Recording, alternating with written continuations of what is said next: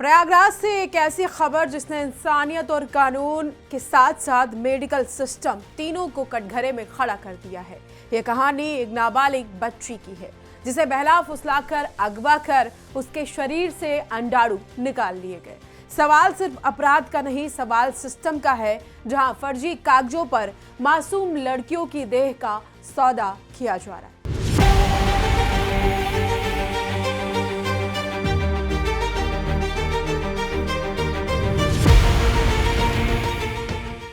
नमस्कार, मैं हूं आपके साथ सोनम सिंह और आप देख रहे हैं राजचुटी। एक ऐसी कहानी के साथ हाजिर हूं मैं जिसे सुनेंगे आप तो शायद आपकी रूह अंदर तक हिल जाए। जी हां, प्रयागराज का फाफामऊ इलाका। यहां एक 15 साल की नाबालिग लड़की के साथ जो हुआ वो किसी क्राइम थ्रिलर की स्क्रिप्ट जैसा लगता है, लेकिन हकीकत इससे कहीं ज्यादा डरावनी है। पुलिस के मुताबिक इस नाबालिग बच्ची को पहले पैसों का लालच दिया गया, फिर अपहरण कर लिया गया और उसके बाद उसे सीधे ले जाया गया एक आईवीएफ सेंटर, जहां अवैध तरीके से ओवा एक्सट्रैक्शन यानी कि अंडाणु निकालने की प्रक्रिया पूरी की गई। इस पूरी साजिश में सिर्फ दलाल ही नहीं बल्कि महिलाएं, एजेंट और मेडिकल नेटवर्क शामिल थे।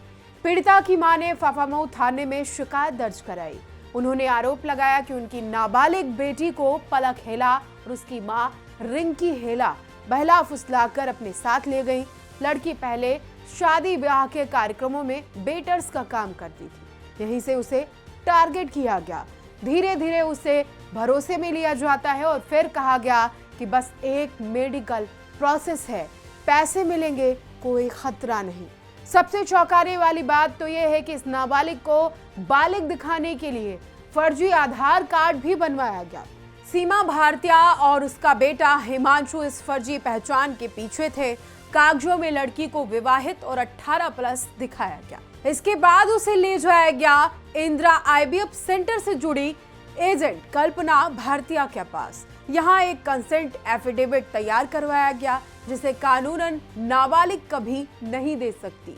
अगर बात की जाए तो 20 जनवरी 2026 को इन फर्जी दस्तावेजों के आधार पर नाबालिग का ओवा एक्सट्रैक्शन कराया गया। सवाल यह है कि उम्र की जांच क्यों नहीं हुई, मेडिकल वेरिफिकेशन कहां था, आर्ट कानूनों का पालन क्यों नहीं किया गया। वहीं विशेषज्ञों की माने तो नाबालिग से अंडाणु निकालना सीधे सीधे गंभीर अपराध है जो पॉक्सो, आईपीसी और आर्ट एक्ट तीनों के तहत आता है। मामले में नया मोड़ तब आया जब बच्ची को वन स्टॉप सेंटर में रखा गया और चाइल्ड वेलफेयर कमेटी के सामने बयान भी दर्ज किया गया। बच्ची ने माना कि वो पलक हेला के साथ आईवीएफ सेंटर गई थी, लेकिन उसने यह भी बताया कि ओवा एक्सट्रैक्शन के बाद उसे मानसिक रूप से प्रताड़ित भी किया गया और घर से बाहर निकाल दिया गया।